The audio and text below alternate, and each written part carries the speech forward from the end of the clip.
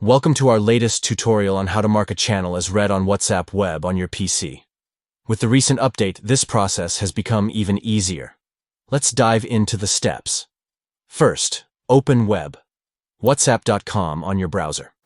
Once the page loads, navigate to the channels icon located on the left sidebar. Click on it to reveal all your subscribed channels. Next, scroll through the list to find the specific channel you want to mark as read. Once you've located it, hover over the channel or right-click on it to reveal a drop-down menu. Then click on the arrow icon, V, next to the channel's name. This will expand the options for that channel. From the list of options, select Mark as Read. And there you have it. You have successfully marked the channel as read on WhatsApp Web. This new feature allows for quick and efficient management of your channels without having to open each conversation individually. Remember, staying organized and up-to-date with your channels is essential for a seamless messaging experience. With these simple steps, you can easily keep track of your conversations and never miss an important message again.